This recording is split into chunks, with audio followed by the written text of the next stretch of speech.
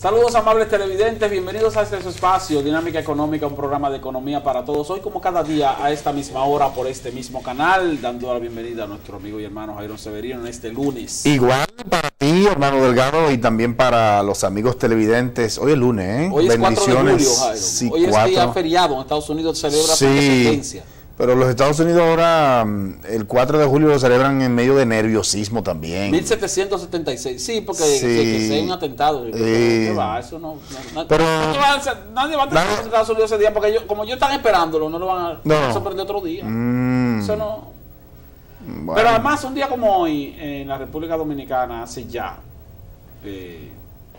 34 años, 34, en 1982, tuvimos infausta noticia. Una infausta noticia por un desagradable y muy lamentable acontecimiento. Fue el acontecimiento que marcó la muerte inesperada, ¿verdad? Después en el país, fue el suicidio de nuestro presidente, don Antonio Guzmán Fernández, que faltándole 41 días para entregar el poder, decidió suicidarse. ¿Te acuerdas cuál era el primer nombre de don Antonio? Silvestre Antonio Guzmán Fernández. Santiaguero, ¿te fijas que el PRD ha tenido los presidentes cibaeños, Santiago y uno de la Vega, que era Juan Bosch? Eso fue Juan Bosch, sí. Pero los otros han sido de... Los presidentes han por el Partido Revolucionario Dominicano, los 4 son cibaeños. Sí. Por el Partido Reformista, bueno, seis mandatos presidenciales, pero con el mismo hombre, que fue Balaguer, que también era de Santiago.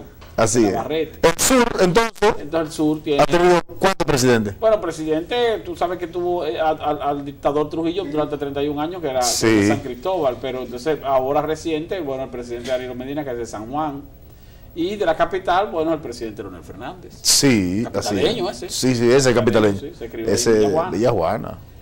Pero nada, hoy es lunes, vamos a conocer el contenido del periódico El Dinero. El Dinero se publica en su versión impresa todos los lunes, pero también está disponible para todos los interesados en conocer nuestro contenido de informaciones económicas y financieras de interés nacional e internacional a través de la web eldinero.com.do.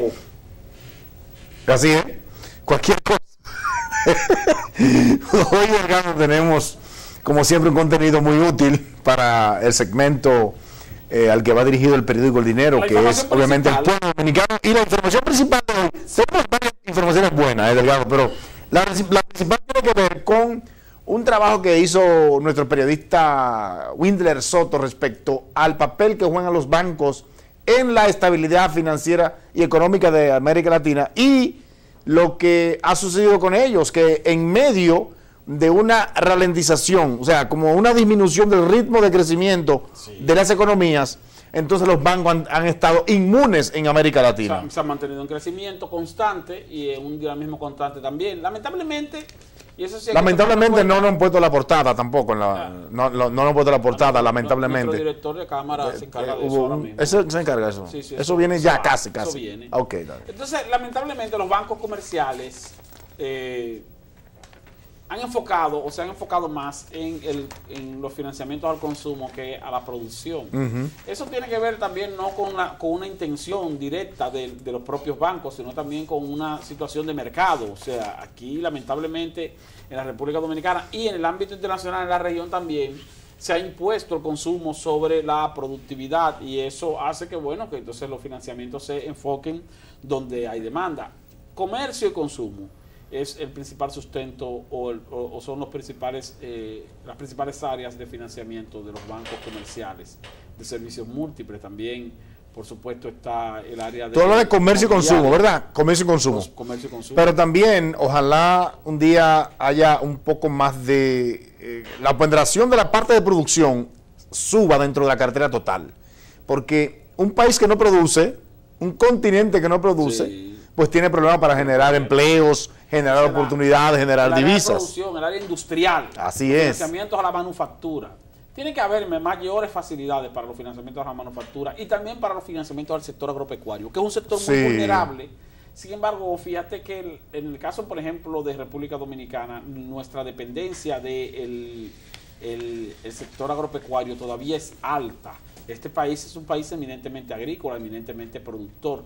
Por lo tanto, es necesario que nosotros pongamos énfasis en darle mayor apoyo al sector agropecuario. No basta con con un proceso mediante el cual se hacen visitas sorpresas, que el presidente apoya a los microproductores, sino que debe haber una política de financiamiento más acorde con las necesidades reales que tiene un sector tan importante como el sector agropecuario, que dicho sea de paso se ha visto afectado por una limitación en su crecimiento, precisamente por eso, porque la producción y la facilidad de crédito para el sector agropecuario es limitada. Fíjate que la ponderación del sector agropecuario dentro del PIB ha bajado también. Sí. Un 18, está como un 12. Un 12, entonces y un crecimiento desacelerado. Aún así, en la República Dominicana... Tú has hecho mucho trabajo de exportación de comercio exterior y tú lo sabes muy bien que las exportaciones de productos, principalmente productos primarios, están muy deprimidas. Pero iba a hacer referencia a que de todas maneras los bancos, el sector financiero, sí, como dice ese trabajo, ha crecido de manera bastante favorable. En el caso de la República Dominicana, el sector financiero crece a un ritmo promedio de entre 12 y 14% anual. O sea, no es un crecimiento... un crecimiento nada rechazable. Nada rechazable. Pero, Delgado, hablando de los bancos ya en América Latina, tú sabes que Brasil obviamente es la economía más importante, más poderosa del continente o del subcontinente, continente latinoamericano. Y este país de Sudamérica tiene 1, 2, 3, 4, 5. Los 5 principales bancos más grandes de América Latina están en Brasil. En Brasil. Bueno, no es casual. No es casual. No es casual. Brasil pertenece a Ahora podemos tener aquí la gráfica. Brasil es un tremendo país, entonces eso no es casual.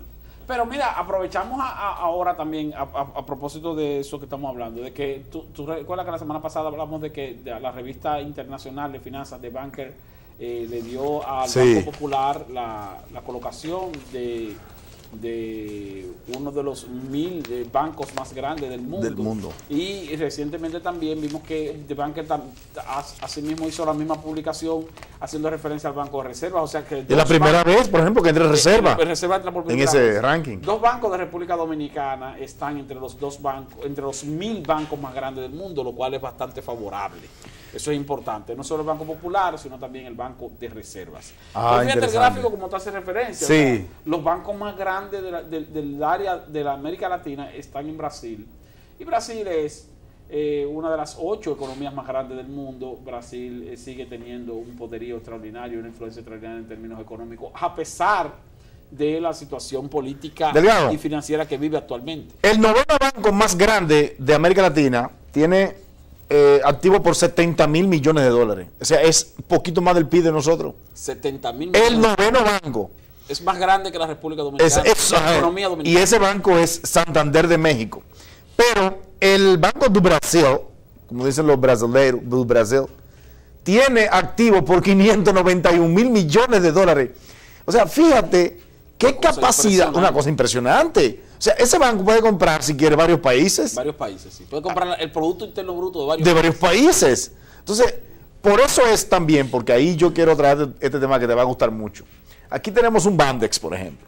Bandex es un ensayo que estamos tratando de encaminar y es importante. ¿Se refiere al Banco para el Desarrollo de las Exportaciones? Exactamente. Brasil tiene capacidad económica para financiar proyectos ganados por empresas brasileñas porque tiene una capacidad financiera, yo digo, no infinita, pero demasiado grande. Brasil tiene un Bandex también, un Bandex terminado en S. Sí, tiene nosotros tenemos un Bandex terminado en S. Sí, porque es portugués el asunto. De hecho, el Bandex de Brasil nos tiene un financiamiento de 630 millones de dólares parado ahí porque hay un problema entre los de Bres. Entonces el proyecto de Punta Catalina que tenía ya el préstamo aprobado. Es así el asunto. Sí, está frenado eso. Eso está frenado, eso no va. No. Va. Bueno, pero quizá va a salir mejor entonces. Para eso y para hacer ese desembolso habría que quitarle a Odebrecht esa adjudicación y dársela a otra empresa brasileña. Y eso no va a ocurrir porque, por ejemplo, mientras, ¿cómo se llama la presidenta destituida de Brasil? Dilma Rousseff. Dilma Rousseff. Era de la línea del presidente Lula. Sí. Y Lula es de la línea del presidente Danilo. Esos vínculos como que están ahora. Bien. Y el asesor de campaña del presidente Medina, que está preso, era brasileño, es brasileño también. Sí. Preso ¿por qué? Bueno, por asuntos que no tienen que ver con su asesoría. Digo. No, pero... No vamos a mezclar unas cosas con No, otras. claro que no, pero tenía que ver con asuntos Odebrecht, Sí. financiamiento, soborno, comisiones, sí. triangulación. Entonces, exacto, es triangulación. Dejémoslo ahí. Sí. Entonces, fíjate cómo se han roto los vínculos. Ahora, Brasil, obviamente, sin desviarnos del tema principal, es una economía bastante fuerte, es la 8ª economía del mundo, ¿verdad? Claro. Entonces, fíjate que un país que posee los 5 principales bancos de América Latina, como es Brasil, es un país que hay que mirarlo con mucho respeto, con mucho cuidado en términos de competitividad. Y nosotros que estamos tratando de armar un banco de fomento a las exportaciones, y qué bueno que sea así, no comenzamos, si se quiere, muy bien, porque solo la nómina del banco es más dinero que el que se genera por concepto de las ganancias del banco per se. Así no se puede llegar a ningún lado. Entonces, es un ensayo. Ahora hay que esperar, porque, dame una cosa, Guarocuya Félix, que lo pusieron ahí, yo creo que ese va a ser el primer y verdadero real gerente general de ese banco, porque es el primero que llega con una visión muy apartada de los compromisos que hay o que hubo, compromisos que hubo ahí en esa institución financiera, y que ojalá se revisen, obviamente, muchísimas cosas. Vamos a una pausa. Cuando regresemos seguimos. Cogiocas. Dinámica económica. Y Cogioca también. Cogioca, sí, claro.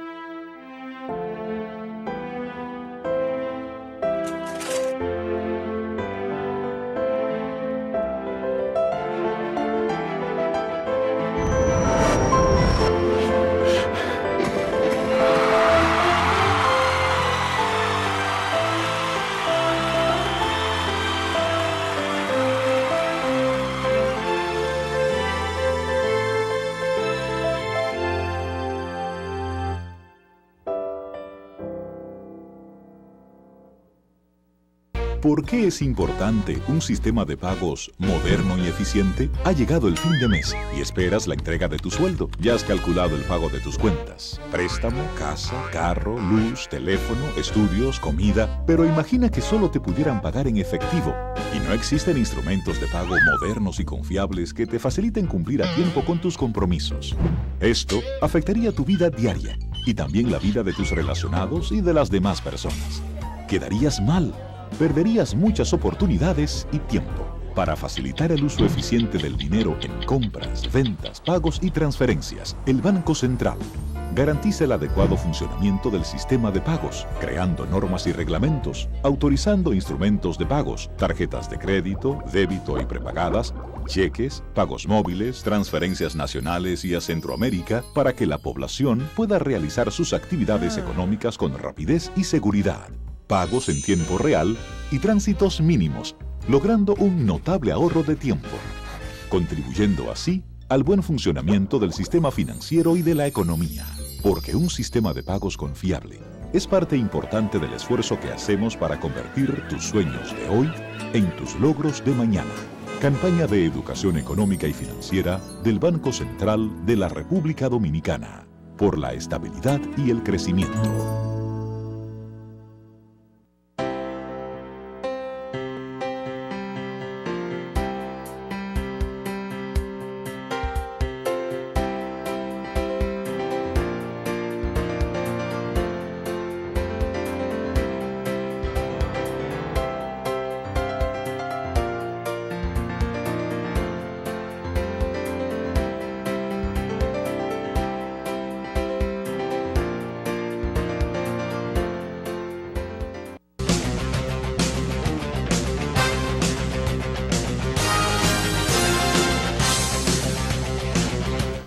Delgado, hablando de bancos, Delgado, también en la portada de este día, de esta semana del periódico El Dinero, tenemos un trabajo que tiene que ver justamente con bancos, pero con la ABA, una entrevista exclusiva. La Asociación de Bancos. La Asociación de Bancos, sí, el señor José Manuel López Valdés, Pero él habló, del área fiscal, ¿eh? Habló del área fiscal y es un tema que tiene preocupado mucho y que ha unificado Delgado inclusive a sector privado en su conjunto totalmente. Tú te fías que el CONEP, la ANGE, Asociación de Industria, los patronos, la Cámara Americana, Asociación de Bancos, todos están a una respecto a una posible discusión de un pacto fiscal. No estoy sintiendo a los representantes de los trabajadores en eso, a los representantes de los consumidores, que deberían estar también en la misma línea del sector empresarial, en el sentido de que ciertamente no queremos reforma fiscal o pacto fiscal hasta que no hayan otros pactos u otras reformas institucionales importantes para el país. Ahora, el señor José Manuel López Valdés hace referencia a algo importante, pero que es relacionado con los aspectos que pudieran tocarse en una posible reforma fiscal. Sí. Ahora bien, Jairo, el sector financiero aquí está afectado por cargas impositivas, algunas que incluso se crearon de manera provisional y se mantienen permanentemente. El caso, por ejemplo, del 0.15% sobre las transferencias financieras. Sí. Ese 0.15%, cada vez que usted hace un retorno... ¿Qué es el 1.5%? El 0.15 por mil es 1.5%, 1.5%. No, pero el 0.15%. Sí. 0.15%. Exactamente. Que es el, que es el 15 por mil. Exactamente. 0.15. El asunto es que ese 0.15 se cobra por toda clase de transferencias que usted realice, ya sean físicas o electrónicas. Vía electrónica. Y entonces eso tiene un peso sobre los costos de algunas empresas que realizan operaciones de alto volumen. Es lo que tienen pocos volúmenes, no.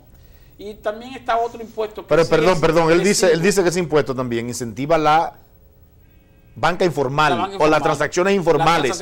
Y por ende la evasión. Por ende la evasión y también las transacciones inseguras, en el sentido de que aquí hay gente, señores, que por no pagar, qué sé yo, 2,000 pesos o 1.500 pesos de 0.15% para una operación de 1 millón de pesos. No diga que va con una funda. Van con una funda y retiran el dinero en efectivo. Una funda. Entonces tú andas con 1 millón de pesos en tu vehículo en efectivo, te arriesgas más que te atraquen y te maten. Así no lo es, mismo que tú así haces es. una transferencia, no, transfiéreme ese millón de pesos de aquí a allá. Vía electrónica, vía electrónica. Virtual, desde tu oficina. Tu computadora tú puedes transferir hasta 1 millón de pesos diarios. Pero ¿cuál es el otro impuesto? El otro impuesto que sí es más lesivo hacia la clase menos pudiente es el impuesto de 10% sobre los intereses de los ahorros. Eso es fuerte. Que ese es un impuesto que yo rechazo totalmente. Yo creo que el impuesto de 0.15% pudiera quedarse permanentemente, aunque tiene sus efectos, porque todos los impuestos tienen efectos positivos y negativos. Ahora, el impuesto de 10%, señores, afecta directamente a un paquete de personas que se han echado la vida ahorrando su dinerito para poder tener una especie de plan de retiro paralelo, vivir de la renta, y tienen que encima de eso pagarle un 10% de lo poco que se ganan de intereses a el fisco, porque el gobierno cobra un 10% sobre los intereses. Eso es un impuesto lesivo, abusivo. Y estoy de acuerdo, con lo que tú dices. Estoy de acuerdo con lo que tú dices, Delgado, porque mira, realmente el tú transferir dinero de una cuenta a otra o transferirle a otra persona debe tener un costo. Debe tener un costo. Claro. Ahora bien, los ahorros, o sea, los intereses o las ganancias de tus ahorros no deberían estar grabadas. No. Porque ya tú pagaste un gravamen. Ya tú pagaste. Yo te voy a explicar lo que pasa, Jairo. Tú trabajas. Sí. Tú trabajas y tú ganas, qué sé yo. Voy a poner un ejemplo. Tú ganas 50,000 pesos. Por poner un ejemplo. Sí. Entonces tú pagas impuestos sobre la renta. ¿Ya?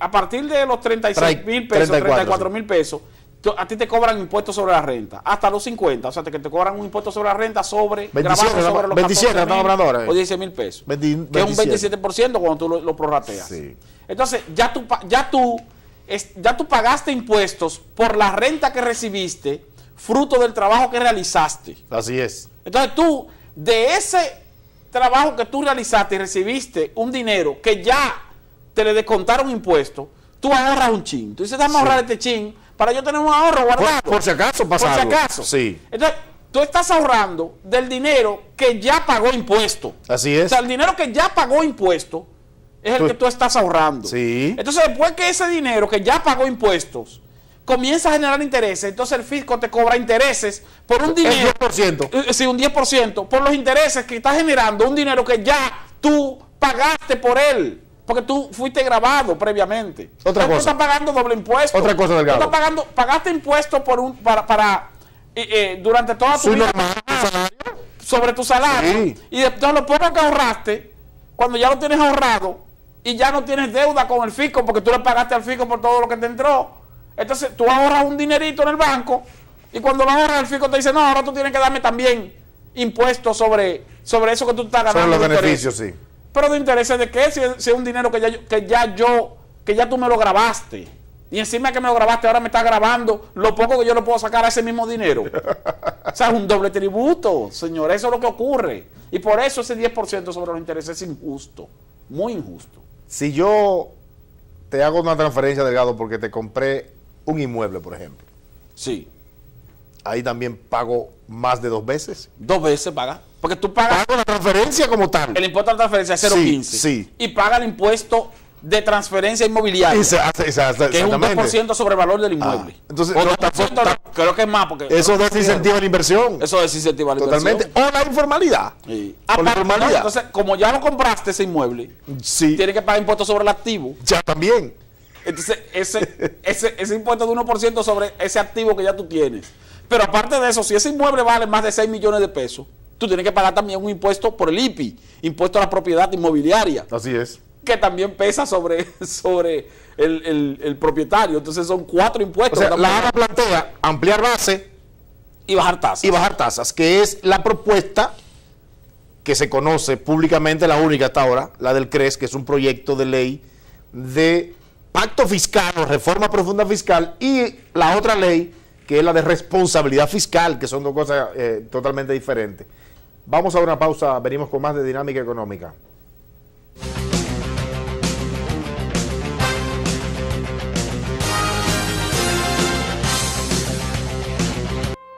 Atendemos casos, ayudamos personas. El servicio al cliente es lo más importante para nosotros.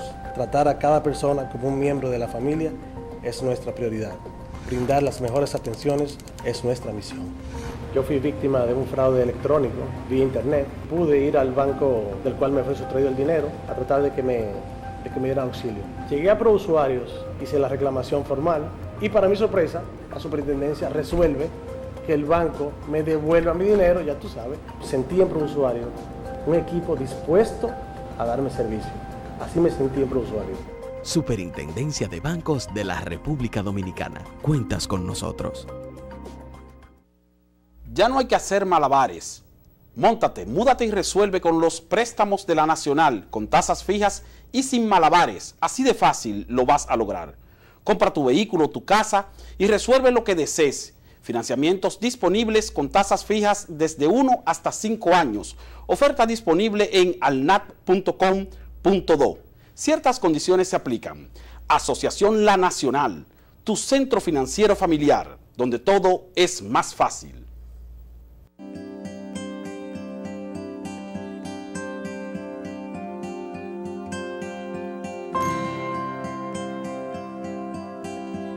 Cada día, muchas somos las mujeres que nos vemos con problemas que no nos dejan ni movernos.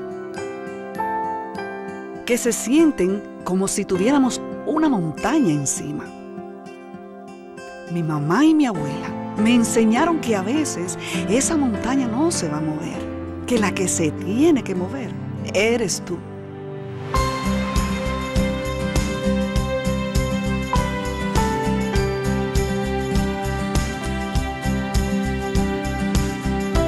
Ellas movieron grandes montañas para que yo llegara a ser lo que soy hoy.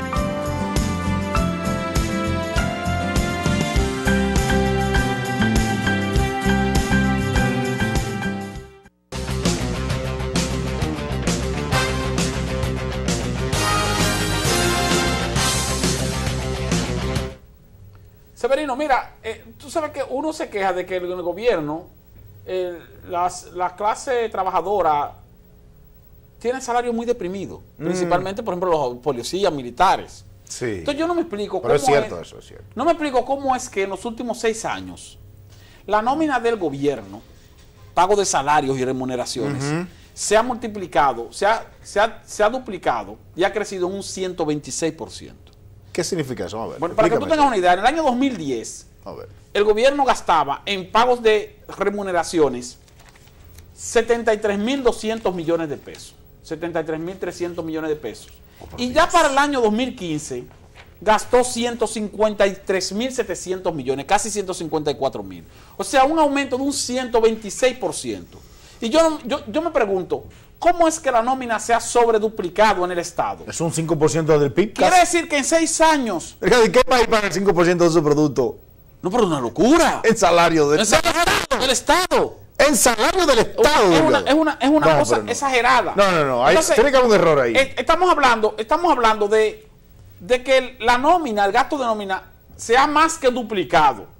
Fíjate cómo se ve la barra.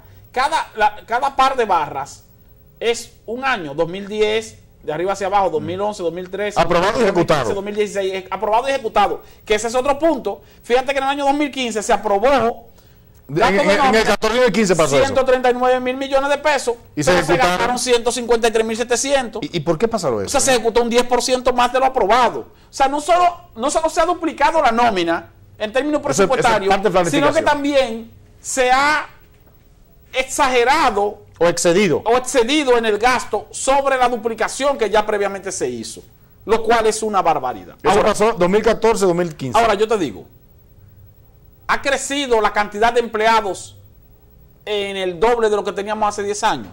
Eso no sé. No necesariamente. Pero el sector de educación y salud. El sector de educación y salud ha crecido la nómina, por ejemplo, de seguridad social, la policía, el 911, que se creó, eso son instituciones nuevas.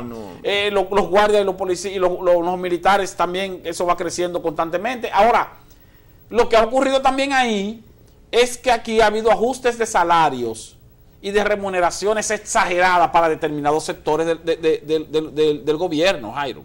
Mientras un policía gana 6.500 pesos, aquí hay funcionarios que ganan 400, 500, 600 mil pesos mensuales. Y 1.200.000. Y 1 millón y hasta más de 1 millón de pesos. Sí. Entonces, esos salarios extraordinarios y jugosos. Son los extremos los que hacen ese problema. Adicional a las gratificaciones que reciben fuera de salario, es lo que hace que entonces esa nómina se coloque a niveles. Fíjate, Delgado, que en la gráfica tú pones, en el primer gráfico, hay una subdivisión de cada una de esas barras.